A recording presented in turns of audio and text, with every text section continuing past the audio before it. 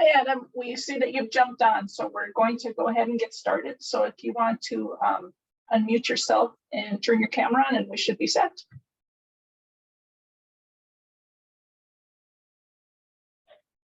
You guys see me? Yep, we can see you. And you can hear me, I guess. So. Yep, we've got you. Cool. So you just want me to get started? Yep, you can go ahead and introduce yourself and get started. Okay, cool. All the screens are black, so this is going to be a shot in the dark.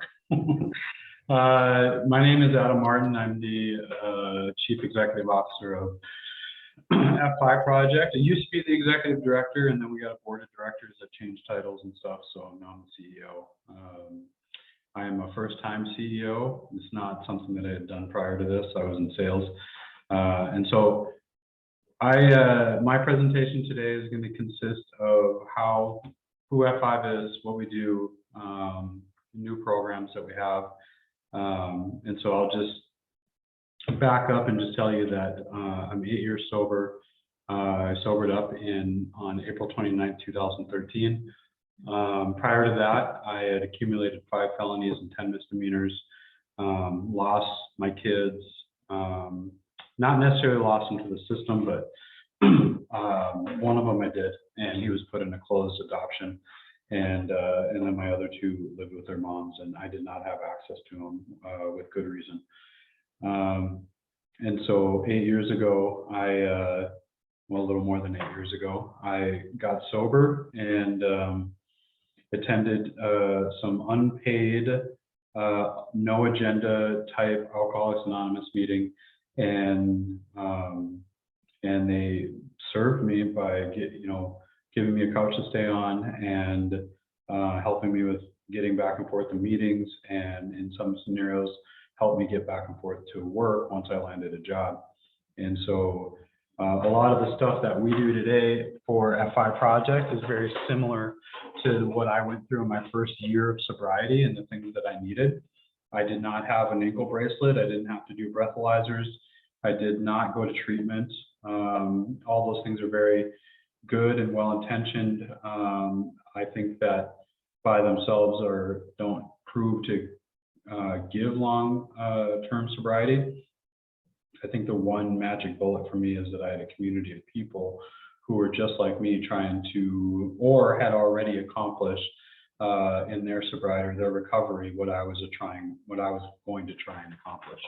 And so one of those things was getting a job as a felon, getting housing as a felon, trying to buy a car, saving money, participating in a healthy atmosphere, making good decisions.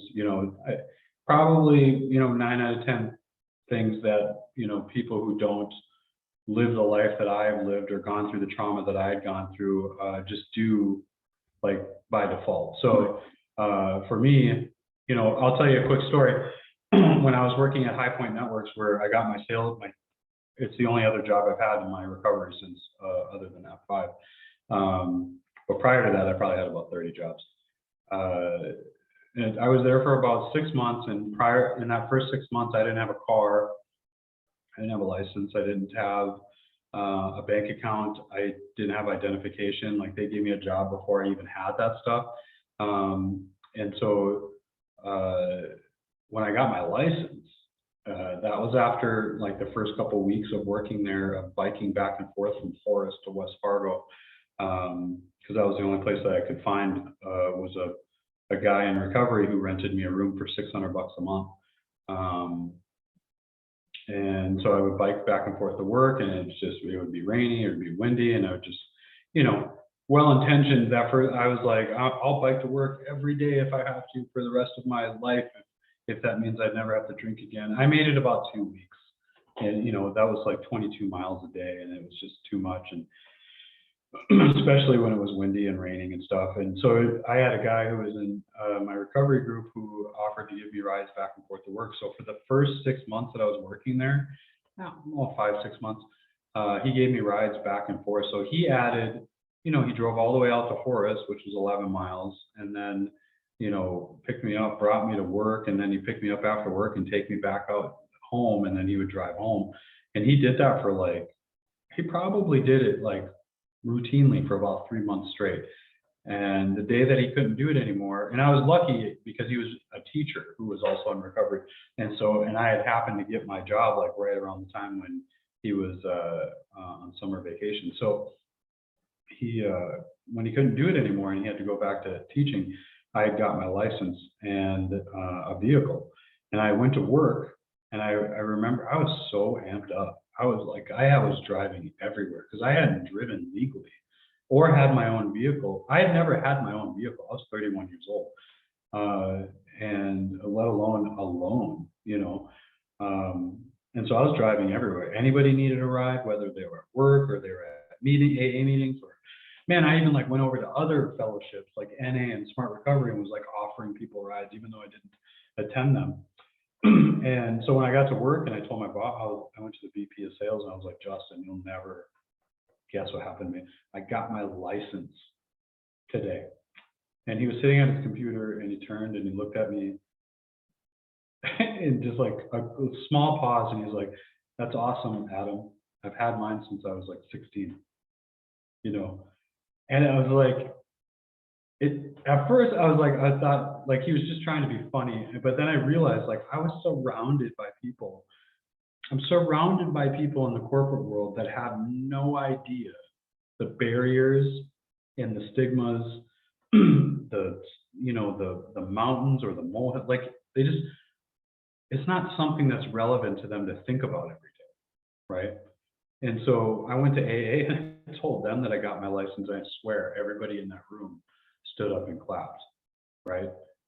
I mean, I had my license when I was 16 and then I had lost it until I was 31, you know? So it was a big deal. And like having a place to be able to like go and like, and share those wins and like share, you know, like the ability to like help other people. Because if you ever meet someone who's like down and out or homeless or whatever, you're never going to find like them not wanting to help other people, right? Like when you go through so much trauma and so much depression and so much anxiety and so much alcoholism or addiction, and you're just down and out and constantly being discriminated against or constantly being forgotten about, or you constantly feel like you don't have a voice, like when the opportunity arises for you to be helpful to someone that might be doing a little bit worse than you, like they just jump at it, right? It's not normal everywhere, but it is normal in the demographics, if you want to call it that, from where I come from.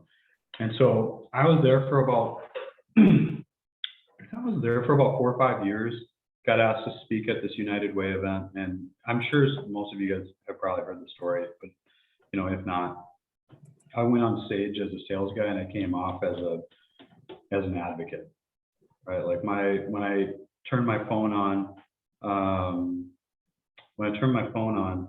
I had more messages from people who had loved ones who were addicts or alcoholics, or homeless, felony records, and it was like my brother, my sister, my mom, and it kind of just put a face on, you know, some of the stuff that we see in the news all the time, but like on the other side, because I mean, you don't see a lot of people in the news until, you know, in the last 5 years, you don't see a lot of people in the news for like getting a year of sobriety or like getting their license back or getting their kids back or whatever. A lot of that stuff has really changed, and you know, the recovery ecosystem and the reform ecosystem has really changed, and you'll see a lot more of that in the media now. But back, you know, even 5 years ago, you never saw anything like that.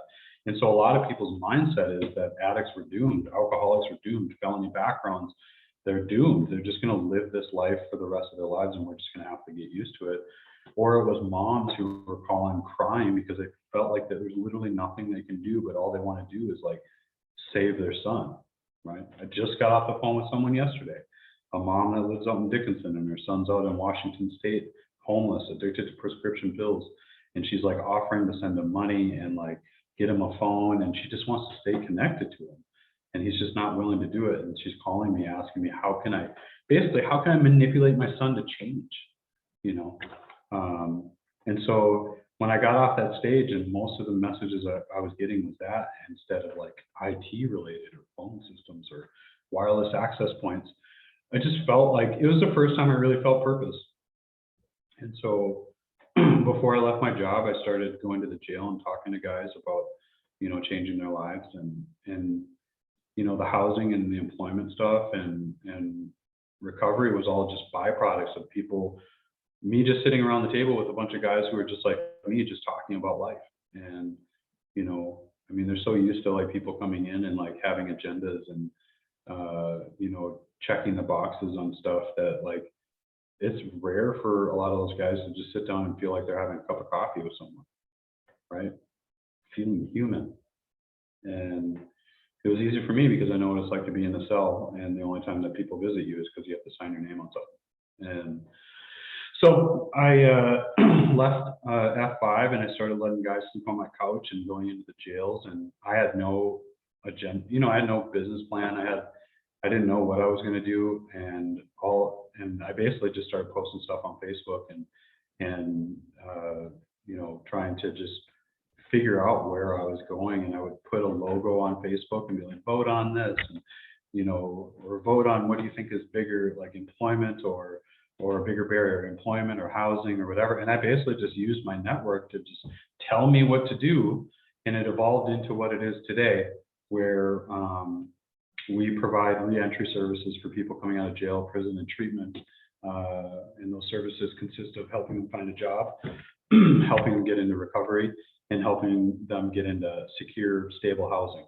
And the housing part was the hardest because it was so based off credit and criminal records that we had to create our own housing as like an interim or a gap filler between reentry or prison and getting their own place. And even when we did that in our first year, we weren't having luck with getting people into their own apartments because they still had the felony background, they still had crappy records, they still were crappy credit, and or they had evictions on their record. And to be honest with you, like when we went down this path, I'd never been in housing. I don't know the rules. I've never heard of HUD. You know, like I was just like trying to just be helpful. And so we put a bunch of guys in the house and we started having meetings, and they started staying sober and getting jobs. And the housing thing came, like out of everything, the housing thing came last. And what happened is that we basically just built out a system to where if they lived with us for at least 6 months, that a lot of landlords were willing to overlook some of the criminal record or overlook the credit and give them an opportunity, as long as they were willing to prove that they got a certificate from us showing that they had lived there for 6 months, paid their program fees, and behaved themselves, and you know, got a couple testimonial letters or character references from probation and F5 and some people in the community based around recovery. And so that launched probably 4 years ago. And I think, you know, I don't have accurate numbers right off the bat, but I'll tell you, like the vast majority of the people that have gone through our program, lived with us 6 months and gotten their own apartments, the recidivism on them is literally less than like 5%. Like I personally, out of all the guys we've gotten into the houses, only know of a few people that have gone back to jail or prison. And so I would say the vast majority of the people that complete our program, right? So this is where it comes down to like, oh, so you're just kind of like mushing up your stats a little bit. You're only telling us the stats of people who complete, right? And I'll be honest with you, every organization does it. But I would say that the vast majority who completed, only 1 to 5% have gone back to prison. Of all the people that have gone through our program, there's a high percentage of guys who've gone back to prison if they only lived with us for about 2 weeks. And that number decreases the longer they stay with us. And it decreases even more if they're actively paying their restitutions, they're actively paying their child support, they're actively working, and they have their own apartment. And so what we're finding is that with about 6 months of effort and doing all the right things tied to that, it's almost 0% that will go back to prison. And so what we're launching now is we're launching a point system, a reward system within the house.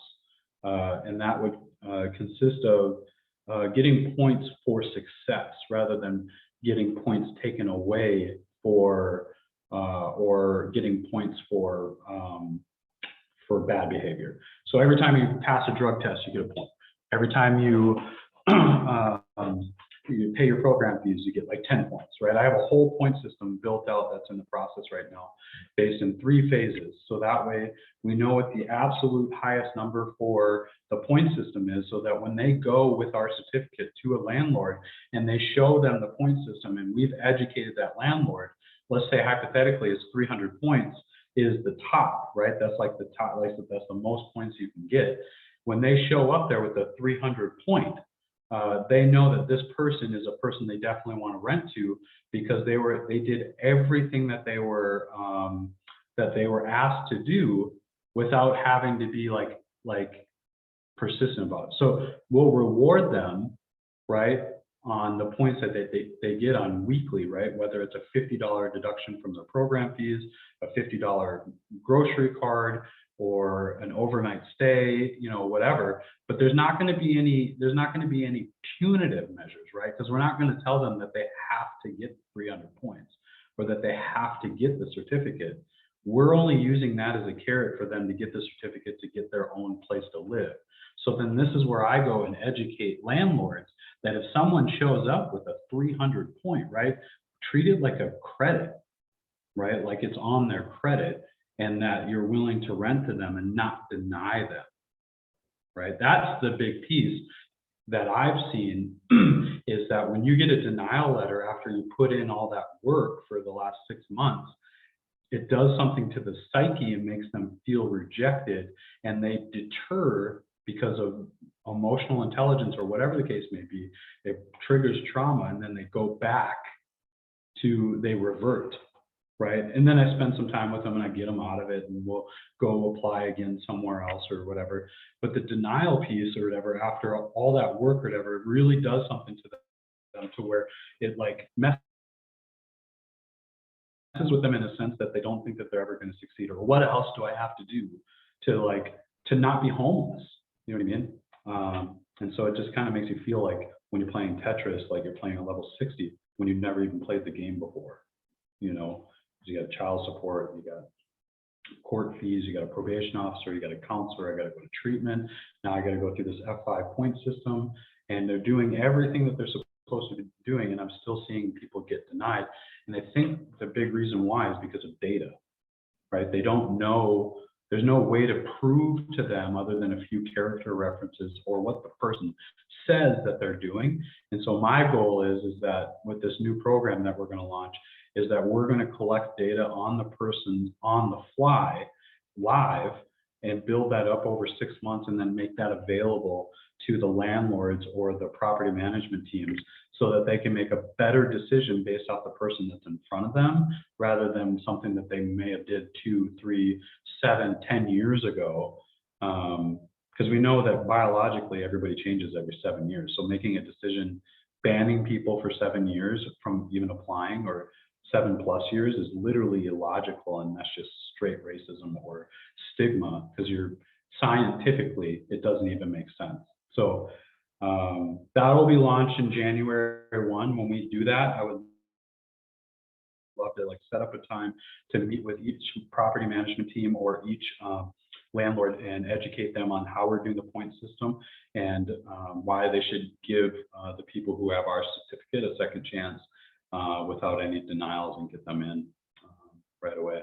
So outside of that, you know, some of the points that they can gain is they get a point for like going to recovery meetings, they get points for meeting with the probation officers, they get points for like everything. Just think about like all the things that they're asked to do, and it's all going to be put on paper and made available to you guys, and you can see how it's all broke down and see exactly what they've done since they've been out of prison or jail or treatment. So that's it.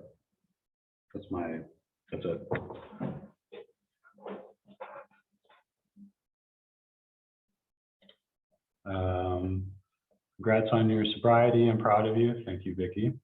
I miss where you came from. I am a Army brat. My mom and dad met in the military. My dad was a tank operator. My mom was a nurse.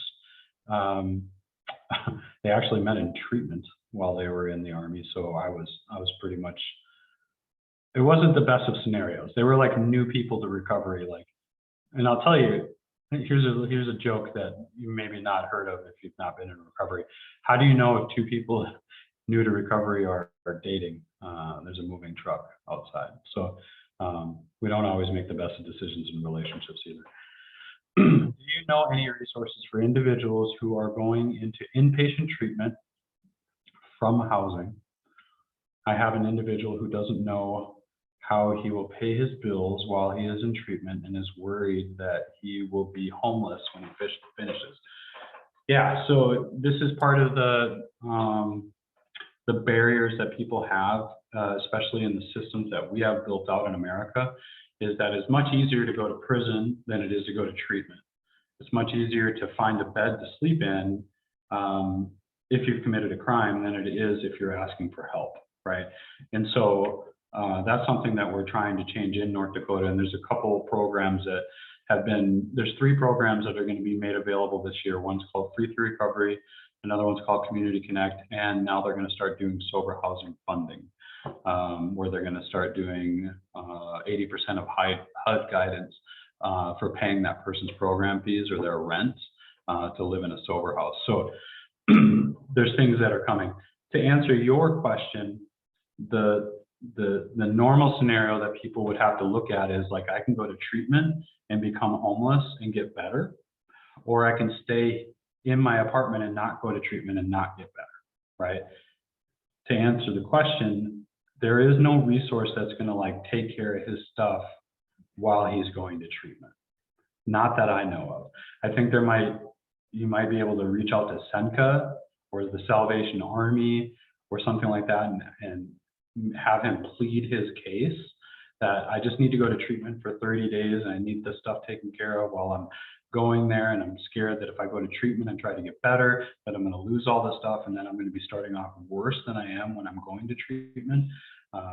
If you want, depending on the location, we have I have people that work for me in Grand Forks, Bismarck, Minot, Williston, Dickinson, basically all the big dots. So so you're using positive reinforcement. I believe we're well on our way to do that. What organization are you with? I missed that. I'm sorry, I had a call. I'm with the F5 project. We're based out of Fargo, North Dakota, but I have staff in most of the big dots on the state, and 30 employees with 7 houses, and those houses are in Fargo, Grand Forks, and Bismarck. What are the funding sources to support clients? So we're relatively new to applying for grants. We've only won 1 grant in 5 years. Part of it was because we're a startup and we don't have a lot of data. Now that we're 5 years in, we have data and we're starting to apply more for grants. So that'll be one source, but I can't really state that because it's not something that we've gotten. And the grant that we did get was like 75 grand. And so it was for general operations, and it consisted of like 6%, 5% of our revenue. So it helps, but it's helpful. And so we're going to try and apply for more. Now that we won one, I think we'll have the ability to win more. Another avenue is private donations. We do monthly donations, and you can go to f5project.org and do a $20 a month donation. And that really, really helps with paying for the housing operations, because I got 4 people that are responsible for the houses, and then the houses themselves that we rent. And so we're not building equity off those houses, mainly because it helps us stay nimble in case, we need to open up another house, or we need to shut down a house or whatever, and redirect cash and whatever. And so my goal is that I want to get to $30,000 a month in monthly donations. That would pay for all the housing stuff because I don't get grants for it. I don't get major donors for it. I don't get a lot for it. So it's always been a negative cash flow for us on the housing department. And so if I can get that to 30,000, that would be amazing. Right now I'm sitting at 7,000 monthly donations that go directly for the operations of the house. Plus, if I get to 30, I'm not going to charge any program fees, and I'll let people live there for free so that they can save up that cash for their first month's rent, or you know, whatever it is that they need for reentry. Holy cow. Do you believe some addicts is genetic? That's a good question, Vicky. So here's the thing. I don't think anybody really has an answer to this. So I'm basing it off experience, not science. Okay. So my experience is that I've seen, let's say we take 10 people here and we take 10 people here, and you take and you do stories and backgrounds on all of them, you're going to find a variety of everything, right? I know guys who came from really, really good homes that had no alcoholism or addiction in their family, and they were brought up great, they went to college and all that stuff. They became alcoholics, and in most cases looked worse than people who grew up in trauma, right? Then I know people who grew up in the polar opposites and went through more trauma than anybody I've ever seen, and had families full of alcoholics and addicts, and somehow they came out of there and they weren't addicts or alcoholics.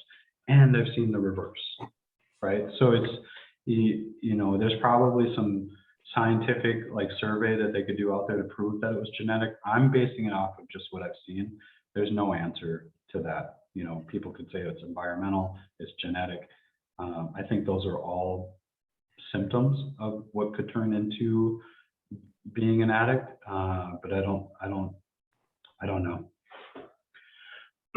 Will you talk about some success of people getting their kids back? Yeah, that's by far my most favorite thing, and everything that we do is watching guys who had little hope that they were ever going to see their kids again, or maybe had little responsibility that was given to them to be able to be in their kids' lives, or they didn't have any access, any communications, and then now I'm seeing pictures of them on Facebook with their kids, right? So it just, I don't have a number for you on how many have went through that. It's not something that I collect. It's something that it's been brought to my attention now that we have a new, what would you call him? He's like an analyst that works for us, and they're going to start building all that data and go back and interview and stuff like that. But my personal favorite is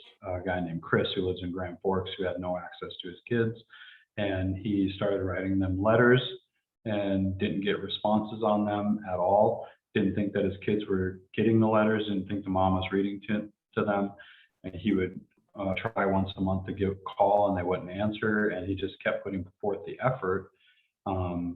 And the guidance I gave him is to continue to do it until he gets a letter saying to stop, or a call to stop, or get some kind of, you know, protection order or whatever. And obviously that's not a recommendation we give to everyone. If someone has repetitive domestic assaults or have been, you know, violent towards their kids or what, you know, it's very case by case. In Chris's circumstance, he had none of that, and so I felt comfortable telling him to try writing letters, and you know, and by the time he moved out in 6 months, he got an apartment in Grand Forks and actively posting pictures of him and his 2 kids. And the shitty thing, but the cool thing is that Chris was in a position to where if something happened, he was available to ensure he could take care of those kids. The mom also happens to be an addict, and she started using again, and then she disappeared, and Chris has like sole custody of those kids now, and he's been doing great. And so I think that F5's answer to change is not only 2 generations at a time, because those kids' chances of going to prison now has completely decreased because their dad is doing great. But it's also sideways to when a parent, you know, I'm not going to say fails or has a setback, but like, you know, falls to their addiction again or relapses. If there happens to be another parent that's struggling with it, the other parent's doing good and healthy, they're living in different places. Like, there's just so many benefits to people getting sober that sometimes you don't even think about the other parent. Change where in North Dakota? You have to give me more what you mean by that, Jennifer. I have Orlene asked, I have to help a person write an appeal letter for low-income housing in Bismarck. He was denied because of a felony charge in 2012. What do you suggest I put on the letter? I'll tell you what I put on my letter. I make sure that they know the type of relationship I have with that person. Any data that I can collect of them doing good things since their felony, whether it's going to recovery meetings or they're participating in church or they got their kids back or they're in the process of getting them back, what kind of job did they have? Basically, you want their reference letter to look like what you would hope their Facebook would look like, with the updates of like cool things that they're doing. Just like on Facebook, like nobody really posts the shitty things that happen to them, right? Or the shitty things that they do. A lot of times they just post only the good things that happen. Well, keep that same mentality when you're writing the reference letter, is that you're trying to paint a picture of truth of what they've been doing since they've gotten out. And if you don't feel comfortable doing that because you know of stuff that they're doing that could potentially would not look good, then I would say you're probably not the right person to write the letter, because you know that information, and you may want to find someone else that maybe has a better view or has a better relationship with them that can write that letter. Are you familiar with trauma-informed care? Have you found there's trauma-informed care that is specific to how you care for your clients? Yeah, so I am familiar with trauma-informed care. I was a peer support trainer for North Dakota for 5 years, and part of our curriculum that we take people through is trauma-informed care. Obviously not on a therapist level, but like from a peer support level as an advocate and as a person who can go out and educate on trauma-informed care. I'm also sit on the board of directors for the Minnesota Trauma Recovery Institute that's specific to this, especially with people who are justice involved. And so I would say probably a good 30% of my conversations have to do with this. We here at F5 are very specific on how we approach and how we mentor the people that are in our houses or we provide care to, because of trauma, right? Trauma is a very, very, it's like a spider web of thoughts and processes and triggers and stuff in your head. Like for instance, for me, when I hear keys, I think about the time I got beat down in jail, right? Because of how many officers there were and how many were jangling and I'm not saying that I didn't deserve to get a beat down. I was fighting before, and then a bunch of officers showed up and that was all I remember. So now I'm not lying, when even 8 years sober, if I hear keys, I automatically takes me back to that spot. I'm obviously in a good enough spot where I understand what happened that day and have gone through trauma therapy on how to handle those thoughts, how to handle those feelings. It's really not even, it's not even really the thoughts. It's the insane amount of anxiety that shows up in my gut when I hear those things, and the thoughts are just kind of correlate with the intense feelings that come with it. And so I can usually overcome thoughts. For people like me, newer in recovery or newer to this journey, the hard part is overcoming the feelings that have been 100 times intensified, where, for instance, like a lot of people will say that they have a fear of speaking. I don't. I literally don't. Like it's literally, I don't even think about it, right? But I don't have anything in my past that has formed some kind of trauma for me. Like whenever I was asked to speak as a kid in front of the class, I was the class clown and I loved it, right? So much so that teachers stopped picking me because I was able to like totally take the class a different direction. I only had good, positive like feelings that are associated with it. Ended up doing stand-up comedy, ended up doing a little bit of time of being a pastor, was in sales and doing presentations to F5 Project, constantly being asked to speak all the time. I don't have any trauma with it.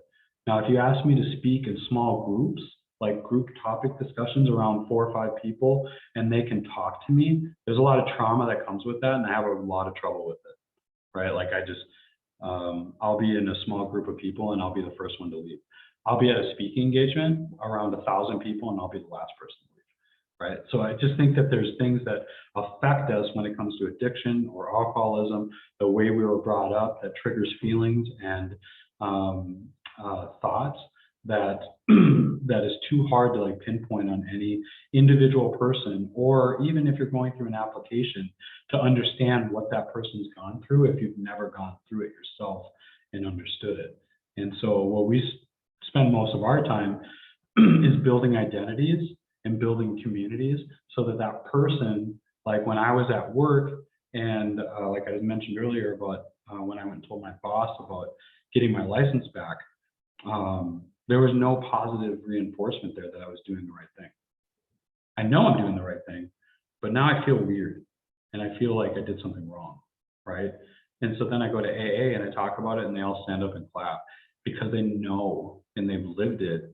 And it's a lot easier for me to identify in that group and want to pursue and continue to go the direction that I'm going because of the community that I'm in. I think the answer to trauma-informed care or trauma is community, a good community, a good culture, a good educated and experienced culture of people that are serving one another.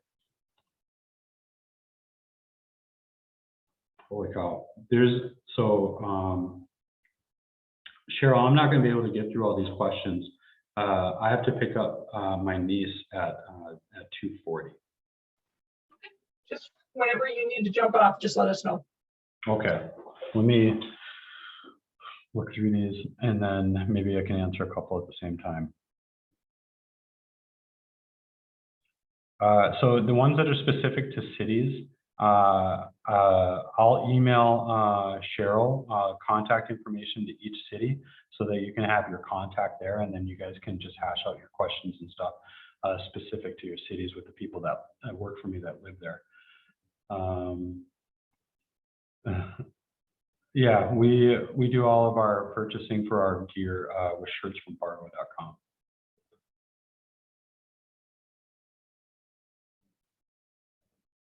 Cheryl, can you do me a favor and like when I jump off, can you just like copy paste all these questions and put them in an email, and then I'll just respond to you with the answers, and then you can send them out to everybody? Sure, we can do that. Okay, so I have one last thing that I want to share at the request of Cheryl. So I am a new where is the, oh, I am a new father. Again, I have 4 kids and 3 of them are boys. And then I have a 17, she turned 17 months old today, daughter. So I'm going to share my screen. And so you can see her because she is adorable. So this is her in her Metallica t-shirt that I got for her. She didn't seem too enthused.